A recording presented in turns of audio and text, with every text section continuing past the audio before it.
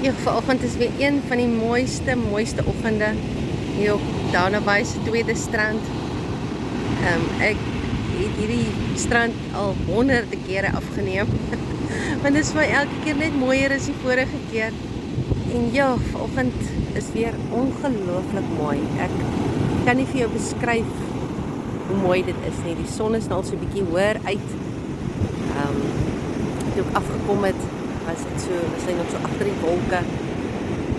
Maar dit is asemrowend mooi. En die Here bederf my so met net sulke mooi oggende. Toe ek afgestap het, was die klomp dolfyne ook, maar ek dink hulle is dalk 'n bietjie dieper in vanoggend.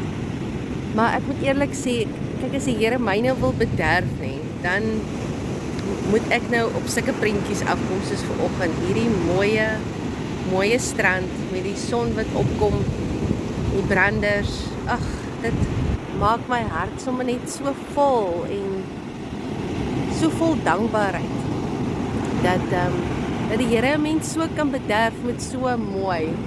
Joe, julle, dis absoluut asemrowend mooi. Ek geen kamera wil ek amper sê kan stand doen aan die mooi nie. Daar op die strand is bietjie verder af is daar klomp seevoëls. Wat daar so lekker in die sonnetjie sit. En hier agter my stap ook tweetjies. Ek dink is dit mosselkrakertjies, ek kan nou nie onthou of hulle name reg het nie.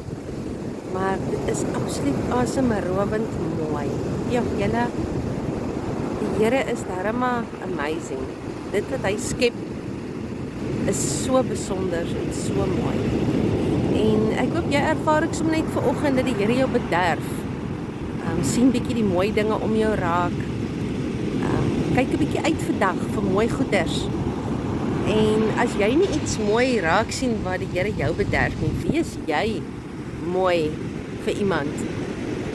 Wees jy vandag die bederf in iemand se dag. 'n Glimlag of 'n kompliment of sommer net ietsie spesiaal vir iemand doen of sê, iewers daar waar jy beweeg, al is dit daar in die winkel, dalk 'n vreemde persoon wat jy glad nie ken nie. Vra die Here vandag om vir jou iemand op jou pad te stuur wat jy kan bemoedig, wat jy bietjie kan bederf vandag en net bietjie die lig in daai persoon se lewe kan wees.